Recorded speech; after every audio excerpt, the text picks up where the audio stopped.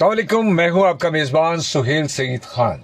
Programme लेकर हाजिर खिदमत सीखो सिखाओ, यानी हम सीखते रहते हैं और सिखाते रहते हैं। हम भी सीखते हैं, आपको भी कुछ बातें जो हमारे पास इकट्ठी कर लेते हैं, अपने मेहमानों का नुक्ता नज़र पेश कर देते हैं और मेहमानों को बुलाकर उनके तजुर्बात मुशाहिदात से इस्तेफादा भी हासिल करते हैं।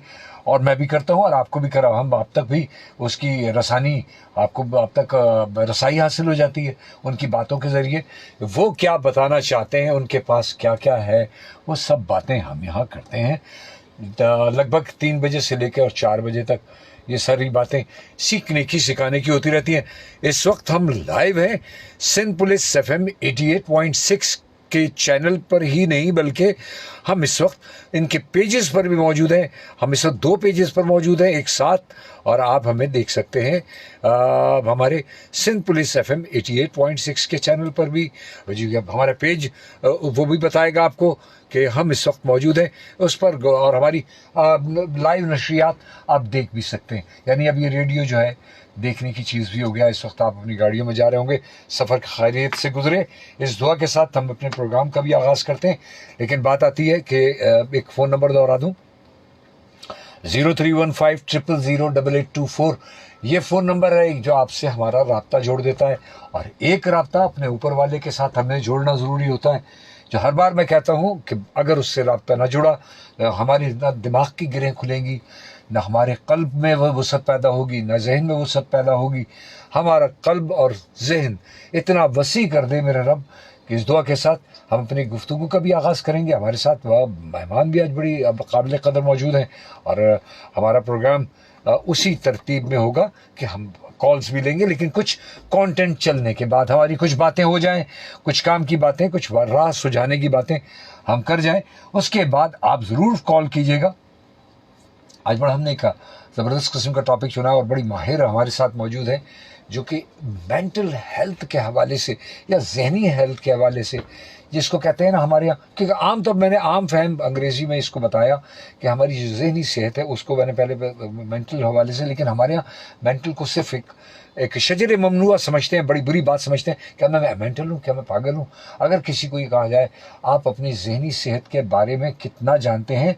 अभी हमने अभी जो डॉक्टर कमरुल हसन साहब का प्रोग्राम किया था कि 16 किस्म के मिजाज होते हैं, और 16 किस्म के मिजाज वो तमाम ख्यालात जो हम अब अचानक लोगों के सामने ला कर रख देते हैं, तो वो बात सारी बात होती है।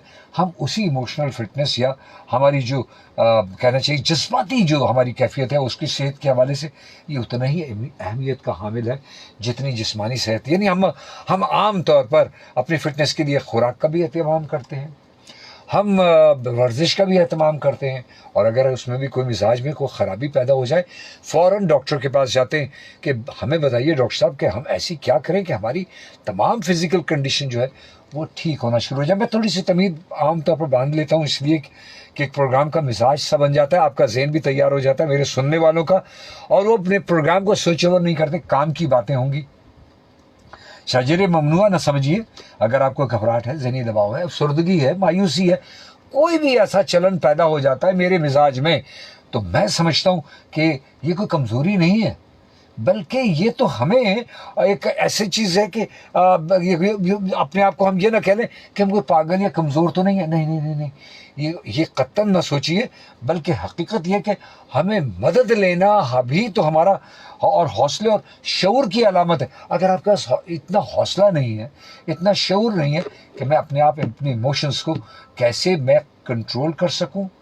और अच्छा, मैंने इमोशंस के बारे में तो अभी हमेशा मैं ये कहता हूँ 12 मिनट के आपके इमोशंस हैं, खुशी के, गम के, अफसरदगी के, मायूसी के, और 12 मिनट को मैनेज करना सीख लीजिए। और आज हमारे पास जो इस तमाम मैनेजमेंट की एक्सपर्ट मौजूद हैं, उनसे हम चाहेंगे, हमारा काफ़ी देर से उनसे सिलसिला चल रहा था कि वो आ जाएं, लेकिन हम मेरी ख़राबी ये सेहत की वजह से, देखिए मेरी भी सेहत ख़राब हुई और मैंने भी वहाँ पर ट्रीटमेंट लिया और मैं नहीं कतराया, तो इसी तरह से आप भी मत कतराइए। मैंने तो फिज़िकल कंडीशन की ली थी, लेकिन जब मुझे कभी ज़हनी कैफियत होती है तो मैं उसको भी ओवरकम करने के लिए जो मेरे पास नुस्खे होते हैं, या जितनी मेरी नॉलेज होती है, या जितने मुझसे सीनियर्स होते हैं या अहबाब ऐसे जो इस काम के एक्सपर्ट होते हैं, मैं उनसे ज़रूर मदद लेता हूँ। आप भी ज़रूर मदद दीजिए, कत्तन आर न समझिए, इसमें कोई शर्म की बात नहीं। मैं यहाँ पर तारुफ लूँगा मोहतरमा सोनिया नवाब साहिबा को। खुश आमदीद, अस्सलाम वालेकुम। बहुत शुक्रिया, वालेकुम अस्सलाम। हमारा प्रोग्राम इस वक्त ऑन एयर है और सिलसिला गुफ्तगू का भी होगा हमारा, और लेकिन ट्रैफिक अपडेट चूँकि अभी अचानक एक कही गई है, एक बड़ी अच्छी खुशखबरी एक है कि जी ट्रैफिक की रवानी बहाल हो गई है और केपीटी ब्रिज जानिब गोदाम चौरंगी यानी ट्रॉलर को साइड पर करा दिया गया, वो ख़राब हो गया था, लोग फंस रहे थे, तो बात हो गई। और आते हैं कि हमारी सिलसिला शुरू हो गया कॉल्स का भी, लेकिन कॉल्स हम लेंगे थोड़ी देर के बाद। तो हम चाहेंगे कि आपसे आपका तारुफ और फिर आए हम अपने मौजू की तरफ, आपका नुक्ता नज़र सुने इस इमोशनल फिटनेस के बारे में। जी जी जनाब, तो 16 साल से मैं इस माशाल्लाह डोमेन में हूँ और काउंसलिंग के बहुत सारे अलग अलग जाविये मैंने देख रखे और ज़हन साजी बिल्कुल। और इस सारी प्रोसेस में मैंने बहुत सारी चीज़ें एक्सपीरियंस भी की। तो काउंसलिंग, थेरेपी और साइको सोशल थेरेपी एक्चुअली मेरा पर्सनल डोमेन है जिसमें मैं ज़्यादातर काम करती हूँ। साइको सोशल थेरेपी क्या है कि आप साइकी को भी देखें, आप इमोशनल हेल्थ को भी देखें और साथ में आप उसके आपके सोशल इश्यूज़ को भी देखें। हाँ जी बिल्कुल। तो जो हमारे सोशल इश्यूज़ होते हैं असल में हम उनको बहुत ज़्यादा अंडरस्टिमेट करते हैं कि उनके ऊपर हमें काम करने की या उनके बारे में सोचने की ज़रूरत ही नहीं है। जी हाँ, तो वो भी बहुत मैटर करते हैं और हमें उसके बारे में भी सोचना चाहिए। इसीलिए आज जो मैंने आपके साथ बात करने का टॉपिक रखा वो इमोशनल फिटनेस है। बहुत आला। क्योंकि आपने जैसे कि बात की कि अब आपकी फिजिकल हेल्थ जो है वो डिस्टर्ब हुई तो आपने फौरन से जो है रुजू किया और आपने जो है वो अपनी ट्रीटमेंट करवाई। तो यही सेम रिस्पेक्ट हमारी इमोशनल हेल्थ भी डिजर्व करती है। इस तरफ भी दौड़ा जाए। हाँ बिल्कुल, इमोशनल हेल्थ की को भी ये रिस्पेक्ट देनी पड़ेगी आपको कि अगर आप उसको मैनेज नहीं करते हैं तो फिर आप ये एक्सपेक्ट नहीं कर सकते कि आप अपनी डेली रूटीन्स में अपने सारे कामों में बहुत अच्छे से परफॉर्म कर सकेंगे। इवन आपके रिलेशनशिप्स जो हैं वो आपके डिस्टर्ब होंगे। जिंदगी में उम्दगी और नफासत तो जो है ना अब खूबसूरती नहीं रहेगी। बिल्कुल। हमारे पैराडाइम में जो सबसे स्ट्रॉन्ग सिस्टम है वो फैमिली सिस्टम है। हाँ। और अगर आपका फैमिली सिस्टम डिस्टर्ब हो जाता है तो बाकी सारी चीज़ें खुद ब खुद डिस्टर्ब होना शुरू हो जाती हैं। तो फैमिली सिस्टम को मेंटेन करने के लिए, उसको हेल्दी और हैप्पी रखने के लिए आपके लिए ज़रूरी है कि आप अपने इमोशंस पे पर्सनली काम करें। जब आपकी फैमिली में हर इंसान का इंडिविजुअल लेवल पे किस वक्त इंसान आपे से बाहर हो जाता है, किस वक्त बुझ करके बिल्कुल मायूसी के गढ़ों में चला जाए, बिल्कुल इन सब चीजों को कंट्रोल करना है। हाँ, एज एन इंडिविजुअल आपकी एक पर्सनालिटी है, लेकिन एक फैमिली लाइफ में आप सबकी पर्सनालिटी अपनी कंट्रीब्यूशन कर रही होती है। डेफिनेटली। तो आपको उस कंट्रीब्यूशन के लिए अपने आप को हेल्दी रखना जरूरी है। आपको अपने इमोशनल हेल्थ पे काम करना जरूरी है। आपको ये समझना जरूरी है कि ये इसकी भी नरिशमेंट जरूरी है, इसकी नर्चरिंग भी जरूरी है। ऐसा नहीं है कि आप सोचें कि मैं एज एन इंडिविजुअल जो भी महसूस कर रहा हूँ इसका असर मेरे इर्द गिर्द में कहीं नहीं पड़ेगा। वो आपके बच्चों पे भी पड़ेगा, वो आपके स्पाउसेस पे भी पड़ेगा, आपकी फैमिली के हर मेंबर पे इंडिविजुअली पड़ेगा असर। ठीक है ना? तो यानी इन सब चीज़ों को कंट्रोल करने के लिए उसके लिए माहिर की ज़रूरत होती है। तो यानी जाना ज़रूरी है, जाना ज़रूरी है, समझना, इस नीड को समझना। अच्छा, हम कुछ चीज़ों को अपने कंट्रोल में ले सकते हैं? बिल्कुल बिल्कुल ले सकते हैं। देखिए, आपके इमोशंस सबसे पहले अगर किसी के कंट्रोल में आ सकते हैं तो वो आपके, लेकिन उसके लिए आपको अपने आप को ट्रेन करना पड़ेगा। जैसे आप फिजिकल फिटनेस के लिए ट्रेनिंग करते हैं। रहनुमाई हमारे सामीन और नाजरीन को कुछ मिले थोड़ी सी, ताकि कुछ चीज़ों में फौरी तौर पर तो हम अपने ओवरकम कर सकें ना। आपने 12 मिनट कहा, मैं कहती हूँ हर इमोशनल साइकिल जो है वो 90 सेकंड्स की होती है। 90 सेकंड्स की पहला जो उसका जर्क है जी, इंटेंसिटी को कम करने। इंटेंसिटी जो होती है वो 90 सेकंड्स की होती है। 90 सेकंड्स के बाद वो खुद जो है टैम डाउन होना शुरू हो जाता है। 12 मिनट मैंने इसलिए कहा था वो वैनिश हो जाती है। हाँ, वो वैनिश होने की मतलब ज़हन से मुंदमिल बिल्कुल ऐसी कि बहुत उसका असर बहुत इतना कि आपको तंग नहीं करता। नहीं, अच्छा जी, सही साहब जी।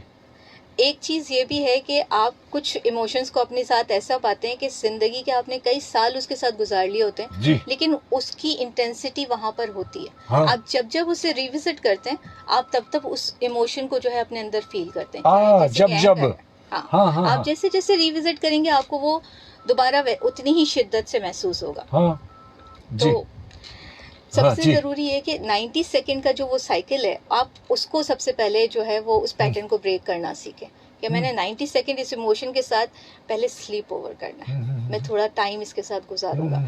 जो हमारे दीन में भी है कि पानी पी लो, बैठ जाओ, खड़े हो तो बैठ जाओ, बैठे हो तो खड़े हो जाओ।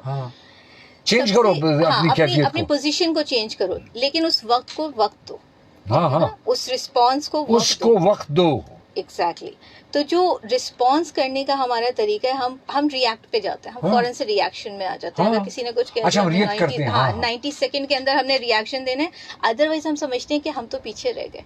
यानी ये आप एक रेस हमें है। कमतर समझिएगा। हाँ, ये लेकिन हम खतरे की लाइन मैंने पे उससे जा रहे हैं। मुंह तोड़ जवाब नहीं दिया, तो मैंने अपने आप, मतलब वो मुझे कितना बेवकूफ समझ रहा होगा क्योंकि मैंने उसको मुंह तोड़ जवाब दिया। मुझे लगता है कि हमारी फिर रेस हम है। खतरे की तरफ जाते हैं। हम खतरे की तरफ जाते हैं क्योंकि हम अपने आप को एक नेगेटिव साइकिल में फंसा रहे हैं कि हमें हर दफा क्विकली जवाब देना है। हाँ। और बहुत लोग इस बात पे बड़ा फख्र भी महसूस करते जी हाँ। हैं कि वो बहुत जी हाँ। कहते हैं ना कि मुंह तोड़ जवाब दिया करते हाँ, हैं। हाँ, और हाँ। वो बहुत उनसे तो बात करते वक्त लोग डरते हैं क्योंकि पता नहीं जवाब कैसा आएगा, ब्लंट है। तो मैं कहती हूँ हाँ। ब्लंट होना वाइजली बहुत अच्छा है कि अगर आप बहुत विटी हैं और बहुत क्विक आंसर करते हैं, बहुत अच्छी बात है। हाँ। लेकिन उसमें अपनी जी। जो सोच समझ है, जो आपकी लॉजिक है, जो आपका आउटकम है, उसे ना भूलें। उसका कॉन्सिक्वेंस क्या है, जी हाँ। कि आप अपने रिश्तों को सेक्रीफाइस करके या रिस्क पे डालकर जो है वो ब्लंटनेस जो है अपने साथ टैग कर रहे हैं। हाँ हाँ हाँ। तो ये बहुत आपके सोचने का वक्त है कि आप क्या सोचते हैं। तो जो इमोशनल ट्रेनिंग है, हम जो इमोशनल मैनेजमेंट की ट्रेनिंग करते हैं, उसमें सबसे पहले आपको ये समझना होता है कि आपको उस इमोशन को मैनेज करना आना चाहिए। और आपको उसमें आपके पर्सपेक्टिव्स को चेंज करने का आपके पास एक बहुत अच्छा तरीका होता है कि आप उसके लिए अपने आप को तैयार करते हैं कि आपके अपने पर्सपेक्टिव्स हैं, आपकी अपनी सोच है, आपका हाँ। अपना तरीका है किसी भी चीज को लेने का, समझने का, जी हाँ। एंगल्स आपके अपने हैं। लेकिन आप उसको कैसे रीडिफाइन कर सकते हैं, रीफ्रेज कर सकते हैं। दुरुस्त। वही जुमले जो आप बोलते हैं उनको रीफ्रेज कैसे कर सकते हैं। हाँ, ये कॉल ले लूं मैं आपकी इजाजत से। जरूर। अस्सलाम वालेकुम जी, कौन और कहाँ से? हेलो जी वालेकुम सलाम। मुझे वाजिद रमजान भैया, कैसे हैं आप? बड़े अरसे के बाद आपकी आवाज सुनी जी। जी अल्लाह आपको और आपके मेहमान को खुश रखे, आबाद रखे। आमीन आमीन, थैंक यू, शुक्रिया जी। मैंने कुछ ऐसे भी लोग देखे जी जो पिछली बातों को याद रखते हैं, हाँ वो भूलते नहीं है। हाँ, वो ज़हन में चिपका के बैठ जाते हैं, माजी में खोए रहते हैं। जी जी। तो जब फिर गुस्से में आते हैं ना, जी तो वो फिर वो पिछली बात पे दोहराते हैं, हाँ, जिससे उनके गुस्से में और इजाफा हो जाता है। दुरुस्त। और वो कहते हैं ना कि ये लफ्ज मेरे ज़हन में नहीं आ रहा। जी जी, कहिए। यानी वो अपने आप को ही खा जाते हैं, अपनी ज़हनी कैफियत को मुतासिर करते हैं। ठीक है, मुतासिर करते हैं। ये मैं कहने वाला था कि वो अपने ज़हन को जो है ना काफी मुतासिर कर जाते हैं। दुरुस्त है, दुरुस्त है। कि वो फिर निहायत गुस्से में आ जाते हैं कि वो फिर उनको ठंडा करना भी जो है ना थोड़ा मुश्किल हो जाता है। जी हाँ। तो ऐसे लोगों के बारे जी। में मुझे थोड़ा बताया ना, इनके कैसे डील किया जाता है। हाँ, उनको कैसे डील किया जाता है? देखिए, जी उनको डील करने के लिए सबसे पहले जरूरी है कि उनको समझ में आए कि वो अपनी इमोशनल ट्रैप में फंसे हुए हैं। वो एक जगह, एक टाइम में, एक फेज में अपने आप को स्टक करके बैठे, आइसोलेट कर जी हाँ, जी हाँ। अब उससे निकलने के लिए उन्हें थोड़ी सी मदद तो चाहिए, लेकिन असल मदद ये है कि वो अपनी आप मदद खुद करने के लिए तैयार हो।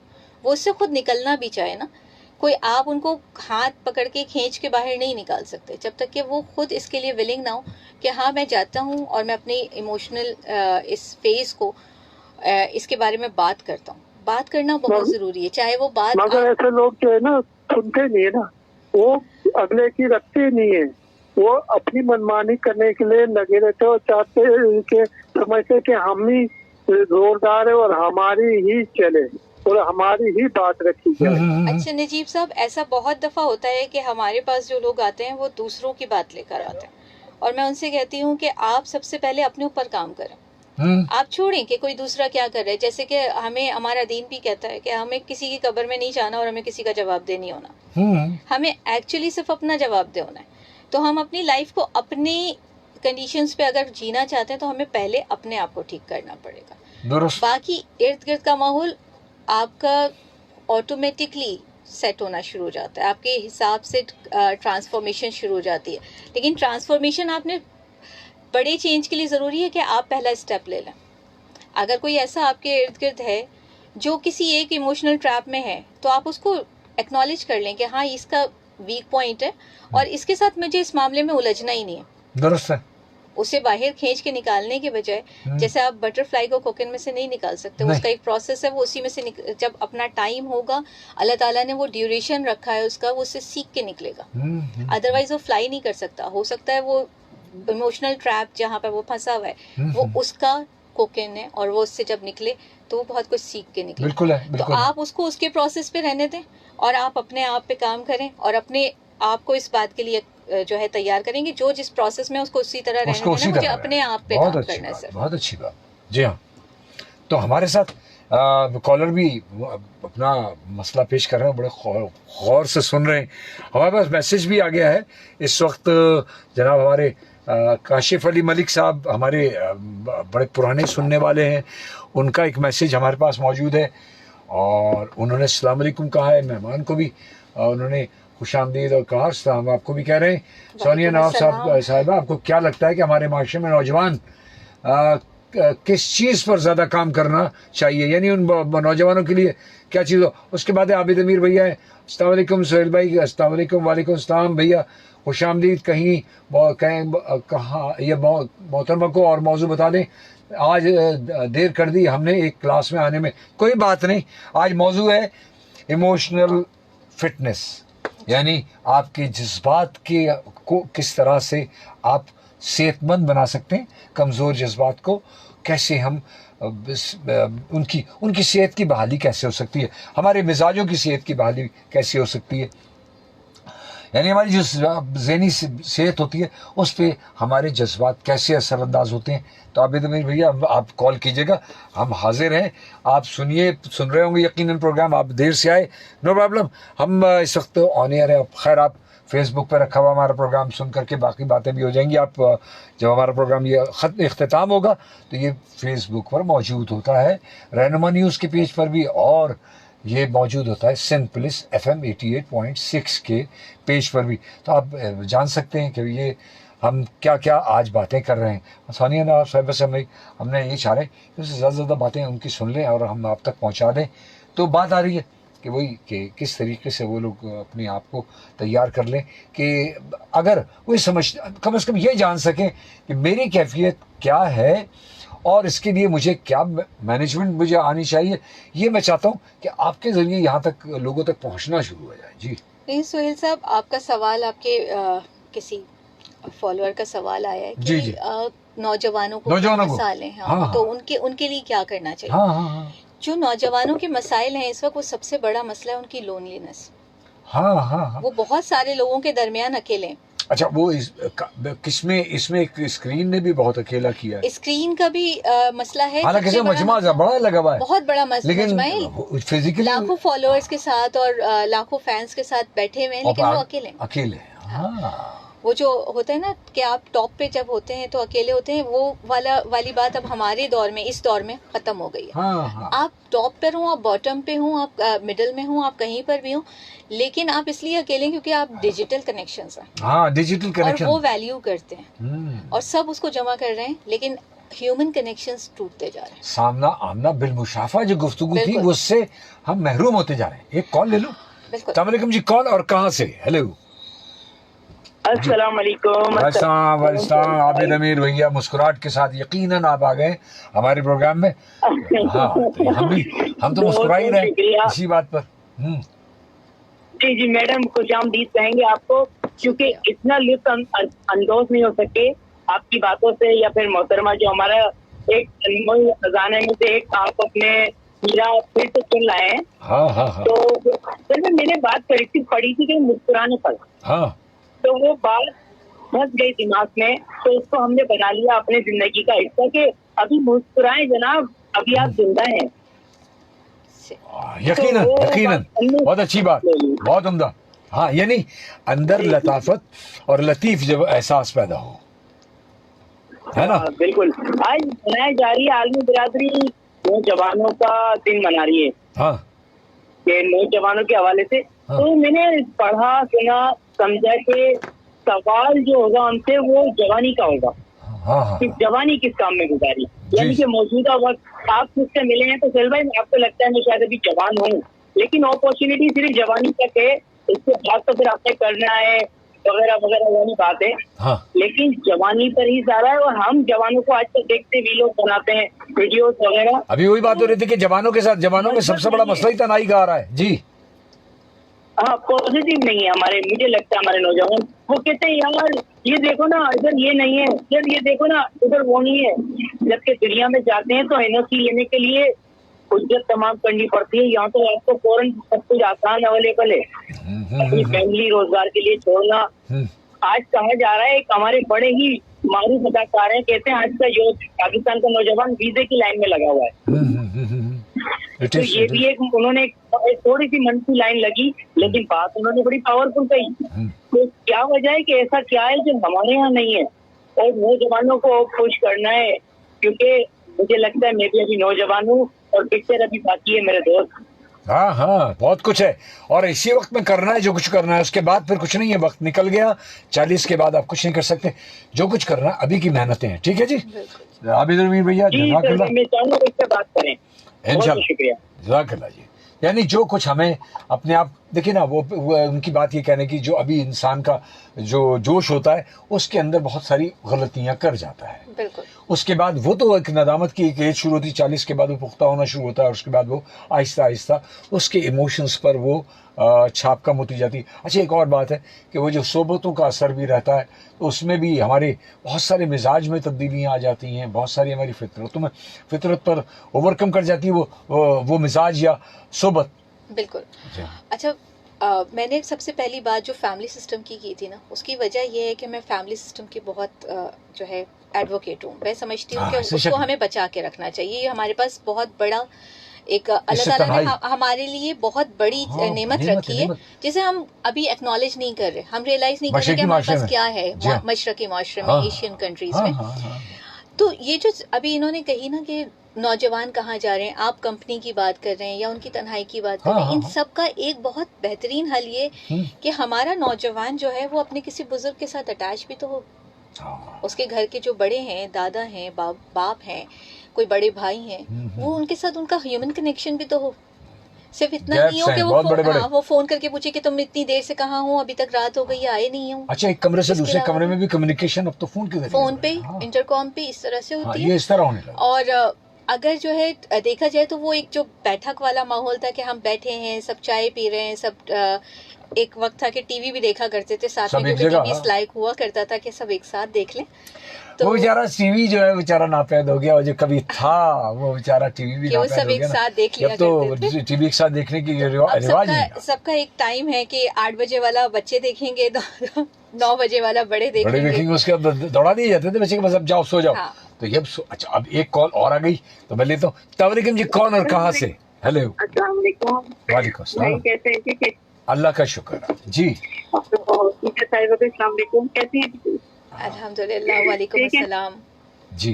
बस मैं एक मैसेज देना चाहूंगी कि हमेशा कॉल जी जी, और अभी तो बहुत प्यारा सलाम हुआ जी जी।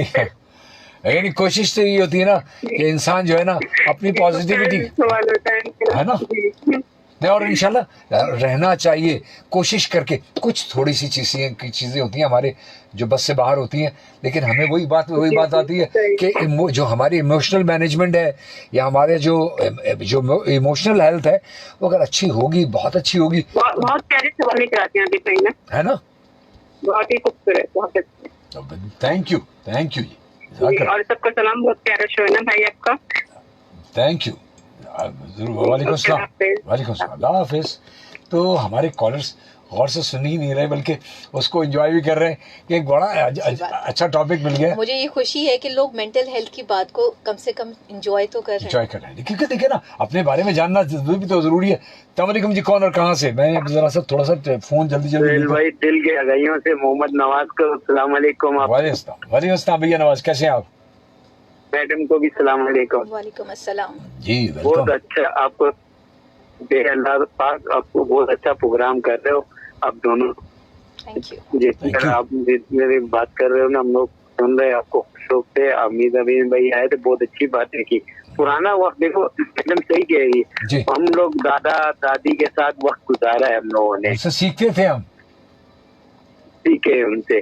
मेहमान आते, मेहमानों के अदब करने, बाहर से लोग आते, उनकी खुश। हमारे बस। गांव में कभी आना, अब मानतेरा की तरफ हम देखो, हमारी मेहमानी देखना। बस सुभान बस फिर अल्लाह। हम आ रहे हैं देखिए, मानसेहरा की तरफ। यकीनन। आ जाओ, बिल्कुल आ जाओ। आपको सरसों का साग और लस्सी के साथ क्या खिलाएंगे। बात की आपने। ये देखेगा ना हमारे पाकिस्तान की खूबसूरतियां हैं और हमारे मिजाज, ये हमारे गांव में, खूबसूरत मिजाज। मेहमान ये नवाजी। हमारे गांव में एक छोटी सी वो मेहमानी हो रही है। जी यहाँ बिल्कुल। तो कराची में जब मैं आया हूँ ना, ये नहीं है, एक दूसरे को काटने के चक्कर में लगे हुए। असल में यहाँ एक भगदड़ सी और इनफरादी कैफियत है, वहाँ इज्तिमाई माशरा। मैं खुद अभी वही बात कह रही चलाता हूँ, सोहेल भाई। थी जी।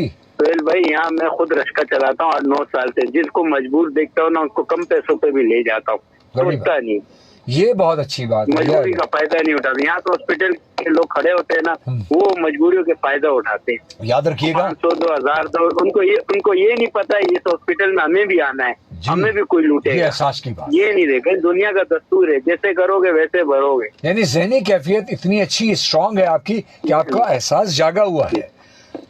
अब मैं बल्दिया से आता हूँ, इधर जी। सदर की तरफ कोई 200 भी दे दे, 300 भी दे दे, उसको भी इनकार नहीं करता हूँ। बैठ जाओ, वेरी गुड। और अल्लाह इससे पाक पता है, इसमें मेरे रिज़्क में बरकत देता है। हाँ। शाम को जाता हूँ, जेब में 1000 800 1200 1300 रुपए जेब में पड़े रहते हैं। और देखिए आपने अगर डिस्काउंट भी दे दिया हलाल। और देने वाले ने दे दिया, बहुत कुछ ठीक है। राइट जी। जज़ाकल्लाह। थैंक यू भैया, थैंक यू, अल्लाह हाफिज़। यानी वो वाली बात, एहसास जागता कैसे कि जब किसी की ज़हनी सेहत अच्छी हो। और ये है हमारे सोशल इश्यूज, ठीक है ना। हमारी सोच को ये जगाना। हमारी सोच को एक मुआशरे के लिए किस तरह से बेनिफिशियल बना सकते हैं हम।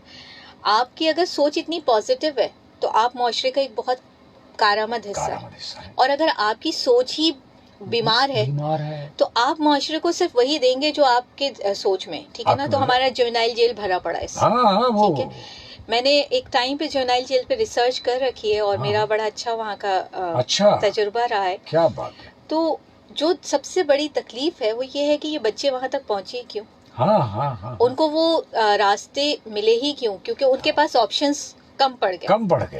और वो ऑप्शंस इसलिए कम पड़ गए क्योंकि उनके पास गाइडलाइन देने वाला या कोई पाथवे बताने वाला कोई था नहीं। जो थे उन्होंने गलत रास्ते बताए, उन्होंने अपनी इमोशनल हेल्थ पे काम नहीं किया, उन्होंने अपनी सोसाइटल प्रॉब्लम्स को जो है वो जो आया दिमाग में उसी वक्त कर लिया। हाँ, क्योंकि उन्होंने अपनी इमोशनल मैनेजमेंट कभी सीखी ही नहीं। और इसलिए नहीं सीखी क्योंकि उनकी फैमिली में भी किसी ने नहीं सीखी होगी, उनके सराउंडिंग्स में भी किसी ने नहीं सीखी होगी। और ये सबसे बड़ा मसला है कि हम एज अ सोसाइटी अपनी इमोशनल मैनेजमेंट नहीं सीख रहे। और हम इसे बहुत छोटी, बहुत मामूली बात लेते हैं कि हाँ इमोशनल मैनेजमेंट क्या है, इसकी क्या ज़रूरत है। जबकि हमारी सारी चीज़ें, हमारा प्रोफेशनल जो ज़िंदगी है, हमारी जो फैमिली लाइफ है, हमारी जो स्टूडेंट लाइफ है, हमारी जो स्टडीज़ हैं, या हमारी अपने स्पॉस के साथ जो अर्ली रिलेशन है, या हमारे बच्चों की जो तरबियत है, वो तमाम चीज़ें इस पे डिपेंड करती हैं कि हम कौन सी इमोशनल स्टेट में। अगर हमारी इमोशनल स्टेट ही बीमार है, अगर हम ही कहीं स्टक है, हम किसी एक फेज में रुक चुके हैं, तो हम किसी से ये तवक्को नहीं कर सकते कि हम उसके लिए प्रोडक्टिव हो जाएंगे, या वो हम अपने बच्चों से बहुत एक्सपेक्ट करते हैं कि वो बहुत अच्छा हमें प्रोग्रेस करें, बहुत ग्रोथ हो उनकी और बहुत अच्छे जो है इंसान बनकर दिखाएं। लेकिन उसके लिए ज़रूरी है कि पहले हम उन्हें रोल मॉडल बन के दिखाएं। हम बने हम किसी और पे क्यों तवक्को करते हैं, हम खुद बनेंगे। Role model. हम अपने बच्चों को शेप देना चाह रहे हैं लेकिन हम अपने आप को शेप नहीं दे रहे। बिल्कुल सही कहा आपने। ये कॉल आ गई। तबरिकम जी, कौन और कहाँ से? वालेकुम अस्सलाम जी, कैसे हैं भैया? काशिफ भैया जी, हमारी मोहतरमा आई है, बहुत अच्छे से कर रही है जी। फिर भाई थोड़ा सा अगर हम देखा जाए जी, तो हमारी जो नौजवान नस्ल जो है वो एक परेशानी में मुब्तला है ना। तो कुछ परेशानी उनको घर की तरफ से भी, जो उनके घर वाले दबाव दे देते हैं, मुश्किलात तो है। हाँ जी, मुश्किलात से लड़ना भी तो है ना हमारे मुल्क के अंदर। और कुछ हमारे मुल्क की तरफ से भी। अब आप देखें नौजवान नस्ल को तकरीबन जो ज्यादातर अभी जो खुदकुशियां भी कर लेते हैं ज्यादातर लोग, कि भाई चाहे जॉब नहीं है उनके पास, बच्चों को कहाँ से खिलाएं, कुछ बच्चों को जिबा कर रहे हैं, कोई बच्चों को मार रहे हैं, किसी जी। भी तरीके से, यानी कि नुकसान पहुंचा रहे हैं अपने आप को। इट इज है तो आप अभी देखें, हम मुल्क के अंदर, हमारे मुल्क की वजह से हमारी ज्यादा परेशानियां पैदा हो रही हैं। यही कोई चीज ऐसा कोई मरहला है ही नहीं कि हमारा कोई नौजवान नस्ल जो है हमारी जो तरफ बढ़े के, हाँ तो खुदा न खास्ता उनको कोई उल्टा कदम उठाना पड़े। इससे अब देखिए, हम यहाँ से बाहर जाके वहाँ काम करके हम कामयाब होना चाहते हैं। बिल्कुल है। अगर हमारे मुल्क के अंदर ये फैसिलिटी मौजूद हो जाए तो हम कौन चाहेगा कि अपने घर से कोई यानी आके अपने बच्चों यानी को अगर जाके- आपकी माली आसूदगी अगर हासिल हो तो ज़हनी आसूदगी उससे जुड़ी हुई है। ये आपका इज्जत का मुद्दा है, राइट जी। तो इंशाल्लाह इस पर हम बात करते हैं, राइट जी। Thank you. अच्छा सोहेल साहब, इस पे मैं कुछ बात करना चाहूँगी जी। ये बहुत इन्होंने क्रूशियल पॉइंट उठाया कि अगर माली आसूदगी होगी तो उससे जहनी आसूदगी होगी और फिर वो मुआशरा भी। जो एक भी हमें आना चाहिए, ये वो भी हो। अच्छा, हम सर्वाइवल ही मूड में रहते हैं। हम एशियंस को सर्वाइवल हमसे ज़्यादा बेहतर शायद ही किसी को आता हो। हम सालों से, अरसे से, सदियों से हमने अपने आप को सर्वाइवल मूड में तैयार वजह उसकी ये कि महकूम कौमें जो होती हैं सिर्फ नान शबीने की फिक्र रखती हैं, तो वो सर्वाइवल चाहिए उसे। बिल्कुल। अब वो बनना नहीं चाहते, वहाँ उस लेवल पे नहीं जा पाते। और उस लेवल ज़हन पे में कब महकूमियत, जाएंगे? वो कहते हैं ना, जैसे जब घोड़े को बहुत देर तक आप रस्सी से बांधते रहें तो बाद में आप सिर्फ उसको इशारे से भी अगर ऐसे करके खूंटे से घुमा दें तो वो समझता है मैं बंधा हुआ हूँ। मैं बंधा हुआ हूँ। दो और बंधे हुए रस्सी हैं। आप दराज भी रस्सी कर खुल दें तो वो चुकी है। उतनी ही जगह पे जाएगा क्योंकि उसको उतनी ही जगह की आदत हो। आदत हो गई है। तो ये जो सिनेरियो है, इसको ख़त्म करने के लिए भी मैं समझती हूँ कि ठीक है, फाइनेंशियल इश्यूज बहुत सारे हैं। एज नेशन हमारे पास बहुत सारे मसाइल हैं, बहुत सारे। लेकिन नेशन बनी भी तो हमसे ही है ना। हम सारे इंडिविजुअल्स हैं जिन्होंने नेशन बनाई है। हमसे पहले नेशन नहीं थी। अगर हम ना हो तो नेशन भी ना हो। हाँ। ये मुल्क हमसे बना हुआ है, तो इसके मसाइल भी हमारे हैं। और अगर पर्सनल लेवल पे हम सब अपने अपने तौर पे कुछ ना कुछ अपना कंट्रीब्यूशन देना शुरू कर दें तो ये बहुत बड़ा चेंज आएगा। आ सकता है। लेकिन हम सालों से 70 इयर्स हो गए हमारे मुल्क को बने हुए, और हम आज भी कंप्लेन्स कर रहे हैं। हम 70 साल पहले भी कंप्लेन डिमांड कर रहे नहीं, थे। पीपल कमांड नहीं कर पाते। बिल्कुल। ये बहुत इम्पोर्टेंट जो जुमला था मुझे कहा गया सब अपना पार्ट प्ले करने के बजाय ब्लेम गेम खेलना ज्यादा पसंद करते हैं। ये हमारा नेशनल कमांड हाथ में नहीं लेते हम। हाँ, डिमांड की कैफियत में। हाँ, ये भी है, ये हमारा है मसला। हाँ, ये हमारा नेशनल माइंडसेट है क्योंकि ये इजी है, ये आसान है। हमें मेहनत नहीं करनी पड़ रही, एफर्ट नहीं डालनी पड़ी। हम ये कहकर निकल जाते हैं कि इतने सारे इश्यूज हैं, इसमें हम क्या थ्राइव करेंगे। इतने सारे इश्यूज हैं, इसमें कहाँ मेंटल वेलबींग, इतने सारे इश्यूज, दिमागी सुकून और जहनी सुकून कहाँ से आएगा। फ्रस्ट्रेशन तो इसलिए, अरे फ्रस्ट्रेशन के बहुत सारे रीजंस हमेशा रहेंगे। क्या आपको लगता है यूरोपियन कंट्रीज में जहाँ फाइनेंशियल इश्यूज इतने बड़े नहीं हैं, क्या वहाँ पे फ्रस्ट्रेशन नहीं है? क्या वहाँ पर सुसाइड्स नहीं है? या क्या वहाँ पर जो है साइकोपैथ्स नहीं होते जो क्राइम्स करते हैं? सब कुछ होता है। तो ये अजल से अबद तक का सिलसिला है जहाँ हक और बातिल सब चलेगा, जहाँ अच्छाई और बुराई एक साथ रहेगी। लेकिन डिपेंड ये करता है हम कौन सा फोकस रखते हैं। हम जिस चीज पे फोकस करेंगे वो इनलार्ज होती जाएगी। हम अगर फोकस ही इस बात पे करें कि हमारा तो कुछ नहीं हो सकता, हम तो बेचारे, तो फिर हम बेचारे ही रह जाते हैं। एक कॉल और ले लेते हैं। अस्सलाम वालेकुम जी, क्योंकि अब आखिरी हमारे टाइम को सिमटने की तरफ जा रहे हैं ना, तो जी अस्सलाम वालेकुम जी। कौन कहाँ? लास्ट वन मेरी एक बात ध्यान में आई थी जी भैया। क्योंकि मौका भी है, दस्तूरे दुनिया भी है। और मैडम की इतनी अच्छी बात कर रही है सोहेल भाई। हम नौजवान, हमारे नौजवान विदाउट स्ट्रगल सक्सेस चाहते हैं। वो स्ट्रगल नहीं करना चाहते बिल्कुल। वो चाहते हैं बस ऐसे ही हमें आसानी से कामयाबी मिल जाए। दूसरा ये कि वो इस बात से नारायण अपने वालिदैन से, उन्होंने सारी जिंदगी लगा दी वालिदैन ने। लेकिन नौजवान ये कहता है कि उनके लिए छोड़ा क्या है, उनके लिए क्या है। इस बात को वो खुद सक्सेस नहीं होना चाहता, कामयाब नहीं होना चाहता। उसको पुरखों की जायदाद उसके पास नहीं है, इस बात को वो उदास से, मायूस से ये स्ट्रगल करेगा तो कामयाब होगा। स्ट्रगल चाहिए ही नहीं आज के नौजवान को, तो मुस्तकबिल बड़ा डार्क नजर आ रहा है। मैं इस पर बात कर रहा था सोहेल भाई। बिल्कुल ठीक, दुरुस्त। और जिन्होंने सलाम किया मुझे, उनको वालेकुम अस्सलाम, बहुत बहुत शुक्रिया। हाँ जी, आपका सलाम पहुंच गया, वहां से सलाम आया था, राइट जी। Thank you. तो बात आती है इनफरादी सोच ने इज्तिमाइयत को ख़त्म किया, जिसकी वजह से हम, अच्छा भैया अभी इन्होंने कहा कि हम सब अपनी अपनी तो अभी तक जितनी फाइट कर रहे हैं, जितना सर्वाइवल कर रहे हैं, मैं अपने अकेले को सीधा करने के लिए कर रहा हूँ। अगर मैं इज्तिमाई सोच के साथ करता तो इसकी जो रिजल्ट्स आते हैं ना, वो बहुत देर पा होते और कई नस्लों तक जाते। अस्सलाम वालेकुम जी, कौन और कहाँ से जी? सोहेल भाई मुस्कुराहटों के साथ नाजिम दरवेश साहब, बिल्कुल जी, हाजिर है दरवेश साहब को लेट हो गए, वरना पहली कॉल आपकी मिलती है। सलाम कहूँगा। वालेकुम अस्सलाम। अच्छा, बात अभी हो रही थी आबिद अमीर भाई 2 मरतबा, लेकिन उन्होंने ये नहीं बताया कि आज उनकी सालगिरह मनाई जा रही है। और अल्लाह, ये आबिद अमीर की सालगिरह दरवेश भाई, मुझे लगता है आप साल में 5 मरतबा बनवाते हो यार।